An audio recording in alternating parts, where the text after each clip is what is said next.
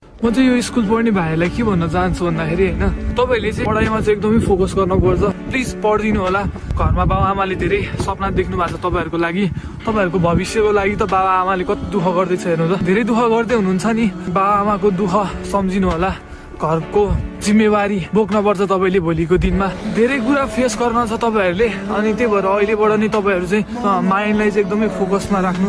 भोलिको दिनमा सक्सेस हुनुपर्छ। कतिवटा भाइ बहिनीहरू कलेजहरू बङ्क गरिदिने, स्कुल नजाने, स्कुल भनेर अन्त जाने। अहिले चाहिँ तपाईँहरूको पढ्ने बेला हो, पढ्नु होला एकदमै राम्रोसँगले। आज तपाईँहरू जुन ठाउँमा हुनुहुन्छ नि त्यही ठाउँको चाहिँ तपाईँहरूले मजा लिनुपर्छ। अहिले म स्कुल पढ्न मन लाग्छ मलाई भनेर मैले मिल्दैन नि त, मेरो त्यो टाइमहरू गयो नि त। अहिले तपाईँहरूले पैसा कमाएर दिन पर्दैन क्या तपाईँको बाबा आमालाई। तपाईँले अहिले चाहिँ राम्रोसँगले पढिदिनु भयो भने धेरै खुसी हुनुहुन्छ। पढाइमा ध्यान दिनु होला, साथै यसो बाहिरतिर सोसल मिडियाहरू यताउति पनि गर्नु होला। भोलिको दिनमा राम्रो भएको देख्न पाऊँ होइन।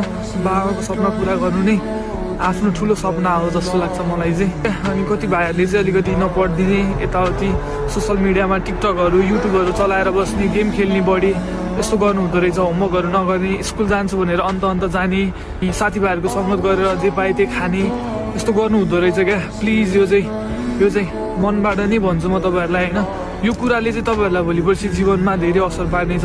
त्यही भएर यस्तो कुराहरूबाट टाढा रहनुहोस्।